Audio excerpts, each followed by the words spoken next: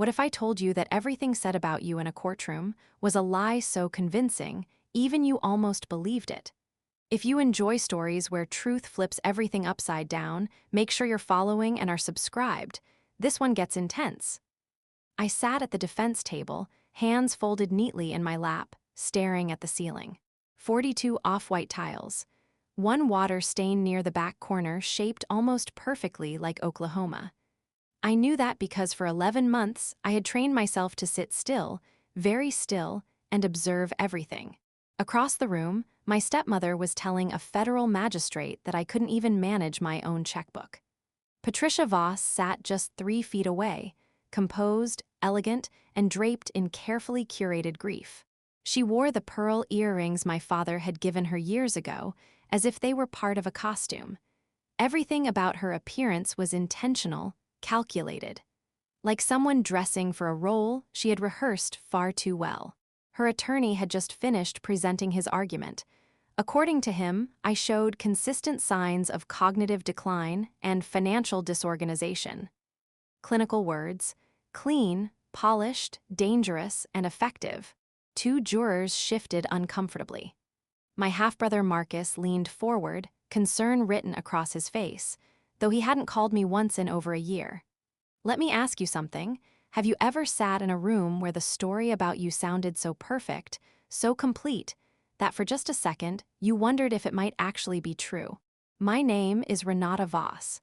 I'm 34 years old. I hold a master's degree in forensic accounting. I spent 6 years investigating financial crimes, tracing hidden money across continents, dismantling shell companies designed to deceive regulators.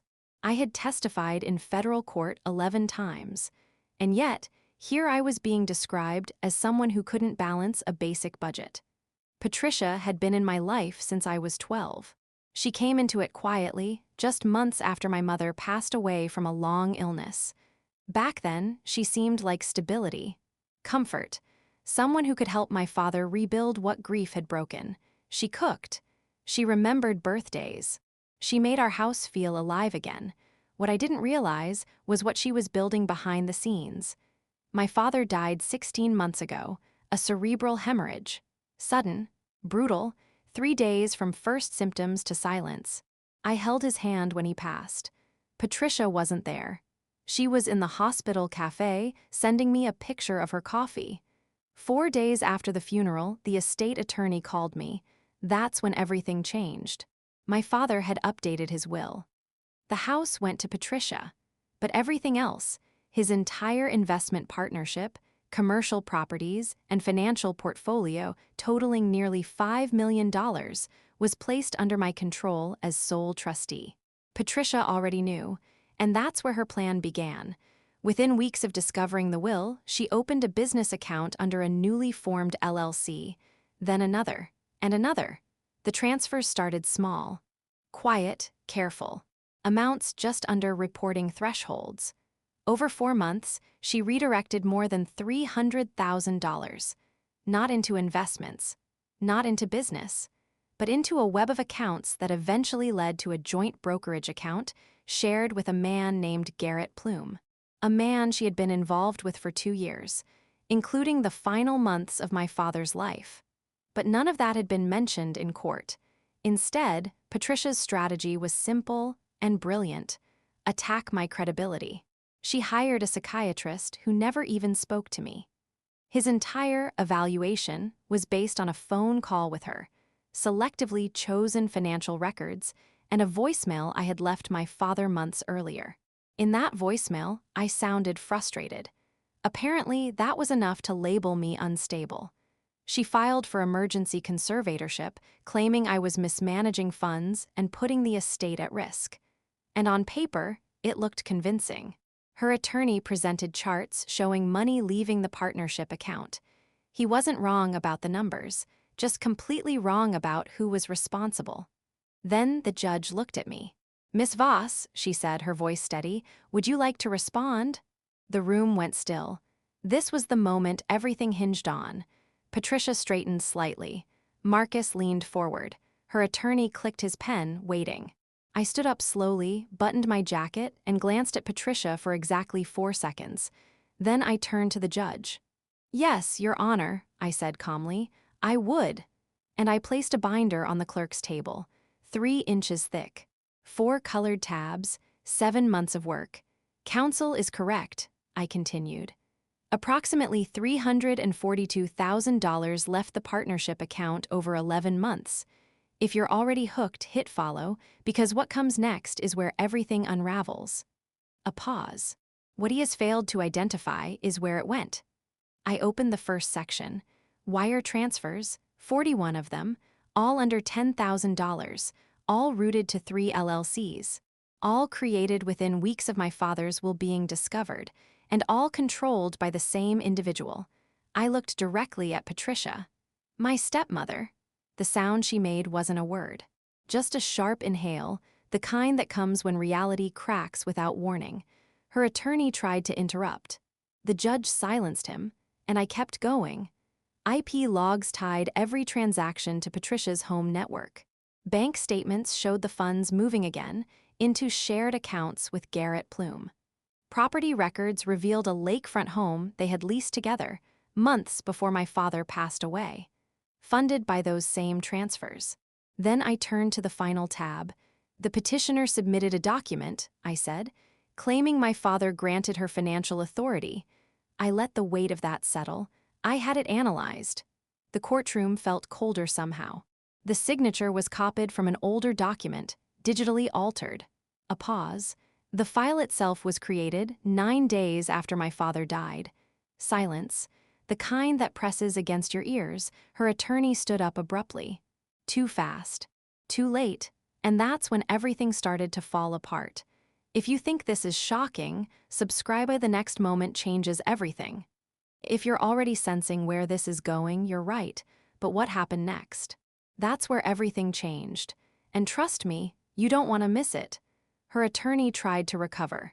He straightened his jacket, forced a thin smile, and began speaking rapidly, objecting, deflecting, grasping at anything that might slow the collapse. But momentum had already shifted. The judge wasn't looking at him anymore. She was looking at Patricia. And this time, she wasn't seeing a grieving widow. She was seeing something else entirely. "Mrs. Voss," the judge said, her voice measured but colder now, "did you prepare or instruct someone to prepare the document submitted as Exhibit 7? For a moment, Patricia said nothing. Her attorney reached for her arm, whispering urgently. She pulled away, and just like that, the performance ended. "I was protecting what was mine," she said flatly. No tremor. No tears, no grief, just truth, raw and unpolished. 17 years, she said. 17 years of managing my father's life. Of being present when I wasn't. Of handling appointments, paperwork, responsibilities. The justification poured out, but it no longer sounded convincing. It sounded desperate. "You had access," I said quietly, "to everything, his records, his accounts, his signature." That was the difference. I had built a case. She had built a story, and stories don't survive evidence. The courtroom had gone completely still. Even Marcus wasn't looking at her anymore. His gaze had dropped to his hands, as if something inside him had quietly rewritten itself. The judge removed her glasses and placed them carefully on the bench. That small gesture carried more weight than anything said so far. "The petition is denied," she stated. Clear. Final. But she didn't stop there. She ordered that the forged document be referred for federal investigation. She noted the interstate transfers. She mentioned potential criminal liability with a precision that left no room for misunderstanding. Then she turned to me. "Have you contacted federal authorities regarding the wire activity?" "I have," I replied.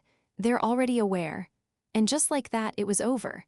Not with shouting, not with drama, but with the quiet, irreversible shift of truth taking its place. I didn't attend the sentencing months later. I didn't need to. For me, the story had already ended the moment I opened that binder and watched someone who had relied on deception realize, too late, that she had been seen all along. Instead, I drove somewhere else. The cemetery. It was quiet that morning. The kind of quiet that doesn't feel empty, just still. I sat beside my father's grave, brushing a few leaves away from the stone.